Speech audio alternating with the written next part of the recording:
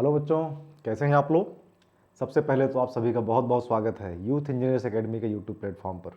मैं हूं संजय तिवारी और जैसा कि आपको मालूम है कि मैं मैकेनिकल डिपार्टमेंट से हूं इस एकेडमी में। और हम लोग इस समय इंजीनियरिंग मैकेनिक्स के सब्जेक्ट को डील कर रहे हैं। और फर्स्ट जो चैप्टर है उस चैप्टर में शायद 18 या 19 लेक्चर हो चुके हैं। और हम लोग इस समय कुछ प्रॉब्लम को सॉल्व कर रहे हैं जो कंडीशन ऑफ इक्विलिब्रियम पर बेस्ड प्रॉब्लम होती हैं, जिससे आप बहुत परेशान भी होते हैं क्योंकि उसकी बीडी बनती है, उसके बाद उसमें ज्योमेट्री देखी जाती है, ट्रिग्नोमेट्री भी लगती है और उसके बाद उसका आंसर निकालना भी एक काफ़ी सारे थ्योरम के साथ आंसर निकालते हैं। तो उसके कई सारी प्रॉब्लम हमें यहाँ करने हैं। उसमें कुछ प्रॉब्लम हो चुकी हैं, उसी के कंटिन्यूएशन में आज एक नई प्रॉब्लम के साथ आपके पास हम आएंगे और देखते हैं प्रॉब्लम क्या है। बहुत टाइम नहीं ख़राब करते हैं।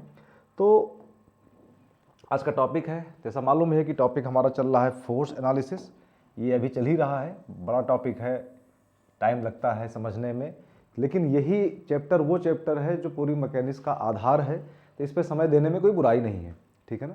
अच्छा, टॉपिक अपना क्या है। फोर्स एनालिसिस में जो टॉपिक है वो कंडीशन ऑफ इक्विलिब्रियम है। इसके पहले हम लोगों ने काफ़ी सारी प्रॉब्लम की थी जो कि रिजल्टेंट निकालते थे। अब यहाँ बॉडी हमारी इक्विलिब्रियम में आ चुकी है, इसका मतलब बॉडी पर रिजल्टेंट जीरो हो चुका है। जीरो होने का मतलब बॉडी इक्विलिब्रियम में है। तो इक्विलिब्रियम के कंडीशन को, ऐसे प्रॉब्लम को सॉल्व करने के लिए हम लोग बात हुई थी कि पहले जो क्वेश्चन मिलेगा उसके हम लोग एफबीडी बनाएंगे। एफबीडी बनाने के बाद मालूम चलेगा कि कैसा फोर्स सिस्टम है, कॉन्करेंट है या नॉन कॉन्करेंट है। कॉन्करेंट होगा तो उसकी condition of equilibrium, non concurrent होगा तो उसकी कंडीशन ऑफ इक्विलिब्रियम, उस पर अप्लाई करेंगे। तो उसी के लिहाज से हम लोगों ने एक क्वेश्चन कर चुके हैं, दूसरा क्वेश्चन आज करेंगे। तो देखें दूसरा क्वेश्चन क्या है। अच्छा, ये जो दिखाया जा रहा है ये पिछला क्वेश्चन है जो हम लोगों ने किया था। थोड़ा सा बड़ा करके देखा जाए इसको, इस प्रॉब्लम को हम लोगों ने किया था और ध्यान दीजिए इसी जैसा ही कुछ कंडीशन बदल के नई प्रॉब्लम के को लेकर आपके पास आए हैं। एक अपने पास एक स्फीयर था, एक गोला था, उस गोले में रस्सी बांध कर इसको यहाँ टांगा गया था और कहा गया था कि जो आपका स्फीयर है उसका वेट 200 न्यूटन है और रेडियस 10 सेंटीमीटर है। इसको एक केबल से, यहाँ से लेकर यहाँ तक एक केबल से जोड़ा गया था। ये देखिए, ये ए से लेकर बी तक एक केबल है, केबल से जोड़ा गया था और पूछा गया था कि इस केबल में टेंशन कितना होगा, find the tension in the cable. इसको हम लोगों ने सॉल्व किया था, फिर कुछ ज्योमेट्री बनाई थी, लाइन डायग्राम बना के इसकी एफबीडी बनाई गई थी। इस एफबीडी में मालूम चला इतना करने के बाद कि इस पर 3 फोर्सेस काम कर रहे हैं, 1, 2 और 3। 3 फोर्सेज हैं, एक पॉइंट पे काम कर रहे हैं और बॉडी हमारी इक्विलिब्रियम में है। तो तीनों बातें जैसी हमने देखा, हमने कहा कि 3 फोर्स लगे हैं और ये कॉन्करेंट हैं क्योंकि एक ही पॉइंट पर हैं, है ना। और उसके बाद ये भी देख लिया कि जो हमारा ये स्फीयर है, ये जो बॉडी है, ये हमारी इक्विलिब्रियम में है। और इसको देखते ही हम लोगों ने कहा कि जैसी हमें ये बात मिल जाती है, हम कहते हैं इसको हम लामी थ्योरम लगा के सॉल्व कर सकते हैं। तो इस प्रॉब्लम को सॉल्व किया है पिछले लेक्चर में, लामी से सॉल्व किया था, ठीक है ना।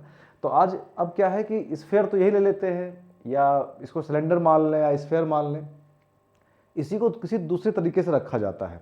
आइए देखिए प्रॉब्लम क्या है और फिर उस प्रॉब्लम की ऐसे ही ज्योमेट्री बनाकर, ऐसी ही एफबीडी बनाकर उसके आंसर्स निकालेंगे। पहले देखें प्रॉब्लम क्या है, उसको समझें। देखिए वही है, वही सिलेंडर है, वहाँ उसको स्फीयर कह ले, सिलेंडर कह ले। आप जब भी स्फीयर या सिलेंडर को फ्रंट व्यू देखेंगे तो आपको एक सर्किल के फॉर्म में आएगा।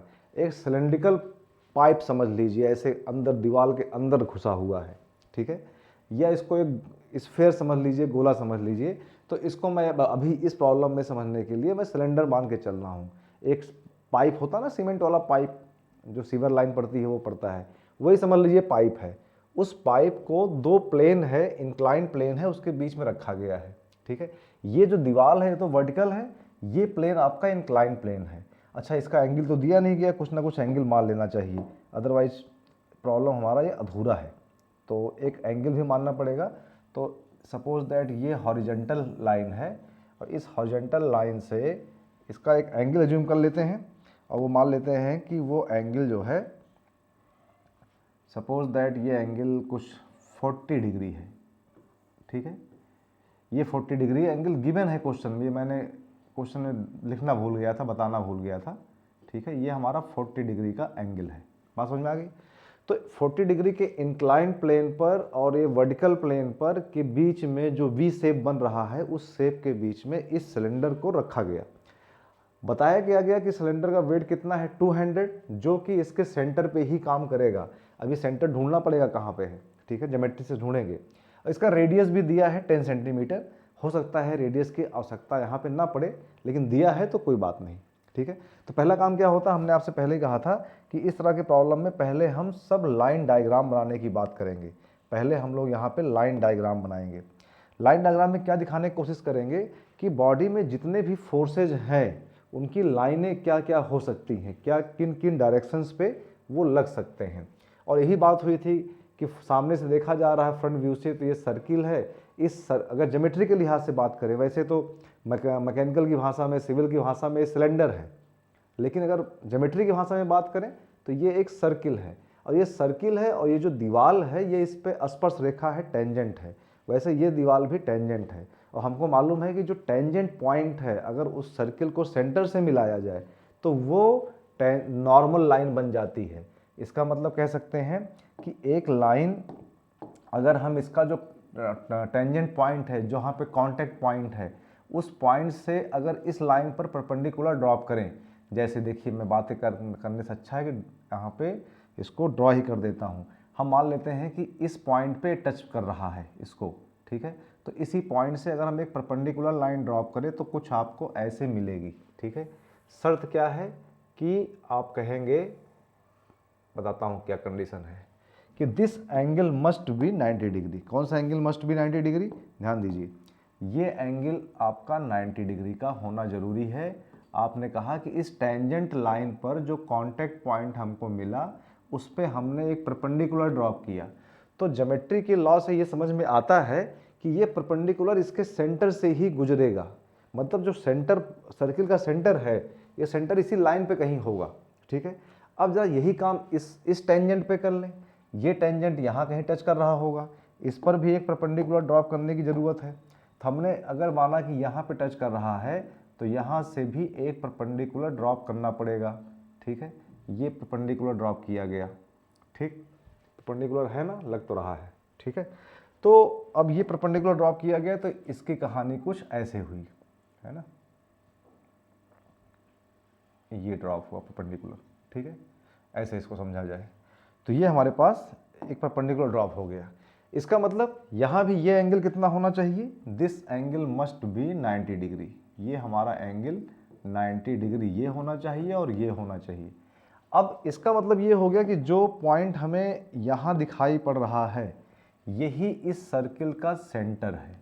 हमने परपेंडिकुलर लाइन ड्रॉ करके सर्किल का सेंटर आइडेंटिफाई कर लिया और जैसे ही सर्किल का सेंटर आइडेंटिफाई किया हम क्या कहेंगे कि इस सिलेंडर का ये सेंटर ऑफ ग्रेविटी है। पूरे सिलेंडर का सेंटर वेट कहाँ काम करेगा? सेंटर पे काम करेगा। और ये वेट कैसे काम करेगा? नीचे काम करेगा। इसका मतलब एक लाइन तो वेट की भी होनी चाहिए। आइए वेट की भी एक लाइन ड्रॉ कर लेते हैं जो कि इसके सेंटर से सीधे वर्टिकली डाउनवर्ड काम करेगा। डाउनवर्ड होने का मतलब है इस लाइन के ये पैरेलल होना जरूरी है, ठीक है। तो हमने कहा भाई ये वर्टिकल डाउनवर्ड लाइन हो गई। थोड़ा सा और अच्छा दिखाई पड़े इसके लिए इसको मैंने यहाँ पे बढ़ा दिया, देखिए, ठीक है। और आगे बड़ा हो जाएगा क्या? होना तो चाहिए, नहीं होता है, फिर से बना लेते हैं, कोई दिक्कत नहीं है, ठीक है। रुकिए, फिर से एक लाइन ड्रॉ कर, थोड़ी उसे लंबी करेंगे तब ज्योमेट्री इसकी सही सी बनेगी। ये लाइन मैं ड्रॉ कर रहा हूँ, इसकी ये वर्टिकल लाइन है जो इसके सेंटर से गुजरनी चाहिए। अभी सेंटर पे कर लेते हैं, ठीक है। ये देखिए ये आ गई सेंटर पे, ये आ गई, ठीक है। ये वेट वाली लाइन है जो कि वेट से गुजरेगी, यहाँ से वेट चलेगा, ठीक है, यहाँ से वेट काम करेगा। तो इतनी बात समझ में आ गई, ठीक है। इतनी लाइनें होंगी। अब क्या क्या यहाँ से कौन कौन से फोर्स गुजरेंगे? देखिए इसका वेट तो इस लाइन पर नीचे की तरफ काम करेगा। अगर हम यहाँ पे पॉइंट दे दें, कॉन्टैक्ट पॉइंट का कुछ नाम ले लिया जाए, अगर ये कॉन्टैक्ट पॉइंट को हम बोल दे रहे हैं, इस पॉइंट का नाम है ए और इस कॉन्टैक्ट पॉइंट का नाम है बी, तो इसके बीच में जो रिएक्शन आएगी, जो ये दीवार इस पर रिएक्शन लगाएगा वो इस तरफ इसी लाइन पे जाएगा। इस पॉइंट बी पॉइंट पर जो रिएक्शन आएगी वो इस प्लेन के परपेंडिकुलर इस तरफ जाएगी। तो ये लाइन तो हो गई आर ए पॉइंट का रिएक्शन, ए पॉइंट पर रिएक्शन और बी पॉइंट पर रिएक्शन, ये लाइन हो गई, ये वेट ये लाइन हो गई। और कोई तीसरा फोर्स लगता दिखाई नहीं पड़ रहा है, ठीक है ना। तो अब इसी के माध्यम से हमारी FBD बन सकती है। चलिए FBD बना लेते हैं, ठीक है। आइए तो FBD बना लेते हैं। कैसे, इसको हम लोग कर लेते हैं कॉपी, क्लोन कर लिए और ये लेके आ गए यहाँ पे, ठीक है। इसी के FBD फिर से बनाएंगे। लाइनें हमें क्लियर हैं कि लाइनें कौन कौन सी दिखानी है। सॉरी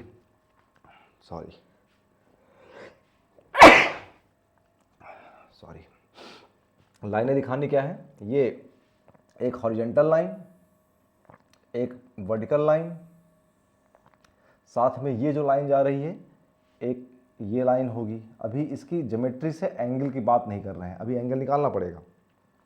फोर्सेस दिखा दे जरा, फोर्सेस कौन कौन से लगेंगे। तो आप कह रहे हैं कि इस पॉइंट पर इस तरफ फोर्स लग रहा है, एक फोर्स, इसका नाम है इसका वेट। और इसका वेट कितना है, तो आपने कहा इसका वेट गिवन है जो कि 200 न्यूटन है, ठीक है। दूसरा क्या दिखाई पड़ रहा है, दीवार से इस तरफ एक रिएक्शन लगेगी। रिएक्शन कैसे लगेगी, रिएक्शन तो लगेगी, एक्चुअली रिएक्शन तो लग रही यहाँ पे, ये रिएक्शन लगेगी। किसकी रिएक्शन लगेगी, ये जो आपका सिलेंडर है ये इस वॉल पे एक्शन लगाएगा। कितना लगाएगा, जितना रिएक्शन है, ये होगा एक्शन और ये होगा रिएक्शन, ठीक है ना। तो हम क्योंकि FBD बना रहे हैं इसकी, तो हमें इसी फोर्स से मतलब है। अच्छा, लॉ ऑफ ट्रांसमिसिबिलिटी एक सीखा हुआ है। लॉ ऑफ ट्रांसमिसिबिलिटी बहुत याद करिए, क्या होता है कि हम बिना किसी भी फोर्स को उसी की लाइन ऑफ एक्शन पर आगे या पीछे कर सकते हैं, है ना। तो अपनी सुविधा अनुसार इसको मैं यहाँ ना दिखा के, अगर मैं इसको इसी लाइन पर आगे बढ़ा के इधर दिखा देता हूँ तो कोई दिक्कत की बात नहीं है, है ना। इस R फोर्स को, रिएक्शन फोर्स को यहाँ दिखाए चाहे यहाँ दिखाए, कोई फर्क नहीं पड़ता है। ये लॉ ऑफ ट्रांसमिसिबिलिटी कहती है, ठीक है ना। सेम ऐसे ही ध्यान दीजिए तो कि B पॉइंट पे क्या होगा, B पॉइंट पे क्या होगा, स्फीयर पे रिएक्शन इधर लगेगी। स्फीयर पे जो आपकी रिएक्शन होगी वो इस साइड में लगेगी, ठीक है। क्यों लगेगी, क्योंकि स्फीयर ने पहले दीवार पे, ये हमारी दीवार थी, इस दीवार पे स्फीयर ने एक्शन लगाया। इधर कितना लगाया, अगर इसका नाम हम RA लिख रहे हैं क्योंकि A पॉइंट पे है, तो इसका नाम क्या लिखेंगे, RB एक्शन है, दिस इज एक्शन। इतना ही रिएक्शन इस पे आ जाएगा जो कि दीवार सिलेंडर पे लगाएगा, ये रिएक्शन हो गया। ठीक वैसे ही लॉ ऑफ ट्रांसमिसिबिलिटी से इसको हम यहाँ दिखाएं या इसको हटा के आगे दिखा देते हैं। तो हमने कहा इसको हम आगे दिखा देते हैं, तो ये हमारे पास आ गया RB। बात समझ में आ गई, ये RB आ गया और इस तरफ ये आ गया RA। तो अब हमें FBD बनती दिखाई पड़ रही। बस करना क्या है, जितने हमने वाइट पार्ट बनाए हैं उसको हटा दें, ठीक है। देखिए इसको हटा देते हैं तो ये हमें क्या मिलता है, ये हमें बनी बनाई FBD मिल जाती है कि सिलेंडर पे सब मिला के इतने ही फोर्सेस काम कर रहे हैं। बात समझ में आ गई, कितने फोर्स काम कर रहे हैं, 3 फोर्स। अब यहाँ भी दिखाई क्या पड़ गया, 3 फोर्स हैं, कॉन्करेंट फोर्स सिस्टम है और बॉडी इक्विलिब्रियम में है, तो लामी तो लग सकता है आराम से। लामी लगाएं, चाहे सिग्मा Fx = 0, सिग्मा Fy = 0 करें, ठीक है। लेकिन आपको एंगल चाहिए होगा, है ना। कौन सा एंगल, क्योंकि देखिए x एक्सिस पर R है, ये वाला फोर्स x एक्सिस पर है, वेट y एक्सिस पर है। ये जो रिएक्शन B है RB, ये इंक्लाइंड है। इसका अगर एक एंगल मिल जाता है, चाहे ये मिल जाए चाहे ये मिल जाए, तो हमें कुछ काम होता हुआ दिखाई पड़ सकता है, ठीक है ना। अब इसके एंगल को निकालने के लिए इसकी ज्योमेट्री में आते हैं। यहीं पे थोड़ा सा आप लोगों को तकलीफ होती है कि ज्योमेट्री को देखने में दिक्कत आती है। अब हमें इस फिगर को अगर ध्यान से देखिए, थोड़ा सा बड़ा कर लें तो ज़्यादा सही दिखाई पड़ेगा। देखिए ज़रा, ये फिगर ध्यान से देखिए, इस फिगर को, इस फिगर में अगर ध्यान से देखा जाए तो क्या दिख रहा है, किसी तरीके से मान लेते हैं हमको रिक्वायरमेंट क्या है, हम चाहते हैं कुछ ऐसा हो जाए कि हमें ये वाला एंगल मिल जाए, है ना। अगर ये मिल जाएगा तो ये एंगल कितना हो जाएगा, 90 में से माइनस कर देंगे, निकल जाएगा। मतलब हम चाह रहे हैं कि हमें ये एंगल मिल जाए, है ना, ठीक है। इस एंगल को निकालने का कुछ तरीका सोचा जाए। पूरी ज्योमेट्री को देखिए, बहुत सारे तरीके दिखाई पड़ सकते हैं, जो तरीका दिमाग में एट वंस क्लिक कर जाए, है ना। बहुत सारे तरीके दिखाई पड़ सकते हैं। तो जैसे मुझे क्या दिख रहा है यहाँ पर, जैसे क्या दिख रहा है कि अगर इस छोटे से ट्रायंगल को देखें, छोटे से ट्रायंगल को, इसको देखा जाए, तो यहाँ आप क्या कहना चाह रहे हैं, आप कहना ये चाह रहे हैं कि ये एंगल 40 डिग्री का, ये पूरा ट्रायंगल एक राइट एंगल ट्रायंगल है, 90 डिग्री का कोण कौन सा होगा, ये होगा। तो तीनों कोणों का योग 180 होता है, तीनों ट्रायंगल के तीनों कोणों का योग 180 होता है। 180 में से ये 40 निकल गया, 40 निकल गया, और ये 90 निकल गया, ये 90 निकल गया। तो कुल मिला के बचा कितना, ये 50 ही तो बचा। ठीक है, इसका मतलब ये एंगल कितना होगा, ये 50 डिग्री होगा। इसी का अपोजिट एंगल ये है, ये भी 50 डिग्री हो जाएगा। इसे कहते हैं शीर्षाभिमुख कोण या अपोजिट एंगल। अब यहाँ पहुँच गए तो ये एंगल 50 आ गया। जब ये 50 आ गया तो इस ट्रायंगल को देखिए, इस ट्रायंगल में क्या दिख रहा है, राइट एंगल ट्रायंगल है, जहाँ पे ये वाला एंगल कितना है, क्योंकि 90 ये है तो ये भी 90 होगा। अब ये 50 है, ये 90 है, ट्रायंगल के तीनों एंगल का सम कितना होता है, 180। तो ये कितना बचेगा, ये बचेगा आपके पास 40 डिग्री। ठीक है, ये बचेगा 40 डिग्री। और अगर ये हमें 40 डिग्री मिल गया तो इसका अपोजिट एंगल ये हो जाएगा। आप कहेंगे ये एंगल भी हमारे पास कितना आएगा, 40 डिग्री आएगा। ठीक है ना। तो इस तरीके से आपको एंगल निकालने का कोई पर्टिकुलर यही रास्ता है ऐसा भी नहीं है। आप इसमें चाहे तो और तरीके से निकाल सकते हैं, इस लाइन को पीछे बढ़ा दें, इस ट्रायंगल में काम कर लें, कैसे भी करके यहाँ से वहाँ पहुँचना है। ये भी हो सकता है कि अगर ये 40 है तो ये कितना हो जाएगा, ये 50 हो जाएगा, इसकी मदद से आप आगे चले जाएं। तो ज्योमेट्री में ज्योमेट्रिकल रूल को मत ब्रेक करिए, लेकिन ज्योमेट्री से आप किसी तरीके से एंगल निकाल सकते हैं। तो अब मुझे क्या दिखाना है कि ये एंगल हमें मिल चुका है जो कि 40 डिग्री है।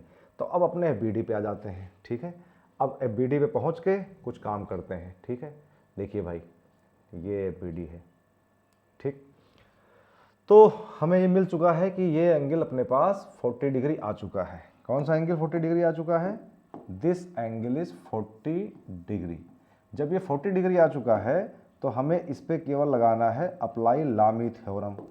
लगाते हैं भाई। ठीक है, क्या करना है, क्यों, तीन फोर्स हैं, कॉन्करेंट है, बॉडी इक्विलिब्रियम में है, लामी लगेगा।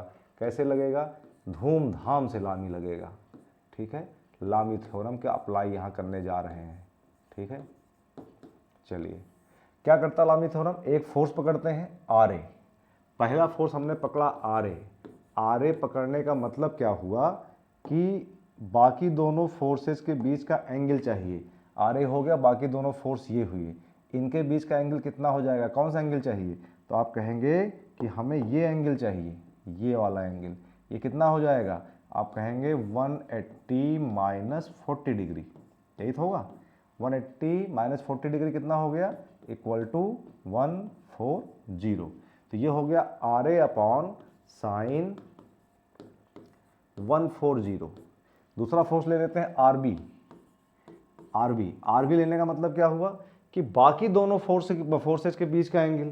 तो बाकी दोनों फोर्स क्या हुए, आर ए और 200, इसके बीच का एंगल अंधे को भी दिख रहा है कि ये 90 डिग्री है ना, एक हॉरिजेंटल एक वर्टिकल, ये 90 डिग्री हो गया। तो ये हो गया साइन 90। ठीक है, साइन 90 इक्वल टू। ठीक है, अब बात करते हैं तीसरा फोर्स 200 आपने लिया।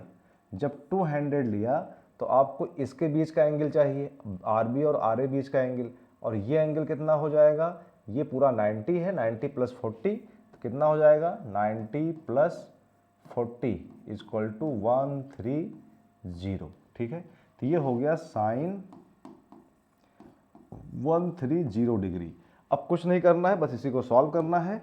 एक बार इसको साथ में सॉल्व कर लें, एक बार इसको साथ में सॉल्व कर लें। जो भी चीज़ें आपको पूछी जा रही हैं, क्या पूछा गया था, फाइंड रिएक्शन एट सपोर्ट, हमें रिएक्शन पूछी जा रही थी, उसको निकालने में कोई समस्या नहीं है। तो देखिए आर ए की वैल्यू क्या हो जाएगी, आर ए कैलसी निकाल लीजिए सब लोग। आर ए की वैल्यू क्या हो गई, 200 साइन 140 डिवाइड बाई साइन 130। ठीक है, और आर बी की वैल्यू क्या हो गई, साइन 91 होता है तो 200 इंटू 1 डिवाइड बाई साइन 130। इन्हीं दोनों की वैल्यू निकाल के हमें रख देना है। चलिए मैं भी कैलसी ले लेता हूँ आपके साथ साथ, ये मेरे पास कैलसी है और इसको सॉल्व करते हैं। तो पहले तो हम आर बी निकाल दें, तो 200 डिवाइड बाई साइन 130, ये वैल्यू मुझे दिख रही है 261। 261.08 न्यूटन। कैलकुलेशन मिस्टेक मुझसे भी हो सकती है, इसलिए मैं कह रहा हूँ कि आप भी करिए। ठीक, 200 sin 140 इक्वल टू इतना हुआ, इसको डिवाइड कर दें sin 130 से, तो ये आता है मेरे पास 167.81 न्यूटन। तो इस तरीके से अपने पास ये दोनों आंसर आ चुके हैं। ठीक है, किसी को मुझे नहीं लग रहा है कोई दिक्कत वाली बात है। एक आंसर, ये दोनों आंसर आपके पास रिएक्शन दोनों आ चुकी हैं, इसी को आप कह रहे हैं दिस इज द आंसर। ठीक है, तो कोई मुझे नहीं लग रहा है कि इस प्रॉब्लम में कोई समस्या है। एक समस्या यही आती है कि एंगल वगैरह निकालने में, है ना। तो इसमें बेसिक ज्योमेट्री जो हम लोगों ने क्लास 10 तक पढ़ी है, बस उसी ज्योमेट्री के साथ इसमें काम करना है और सारी की प्रॉब्लम आपके सब सॉल्व होके यहाँ आ जाएगी। ठीक है ना, तो ये अपने पास आज का जो प्रश्न दिया गया था उसका जवाब निकल आया है। तो मुझे लग रहा है कि धीरे धीरे ही सही, लेकिन कंडीशन ऑफ इक्विलिब्रियम समझ में आ रहा है। अभी फिर से दूसरे लेक्चर में मिलेंगे हम लोग, और इससे थोड़ा सा और अच्छी प्रॉब्लम और थोड़ा सा बड़ी प्रॉब्लम लेंगे, जिससे कि आपका और गहराई से एंगल निकाल पाएँ और एफबीडी को और गहराई से समझ पाएँ। चलिए ठीक है, तब तक के लिए आप इसको देखिए, पढ़ाई करिए। मैं अगले वीडियो में नए क्वेश्चन के साथ आता हूँ। Thank you so much, best wishes.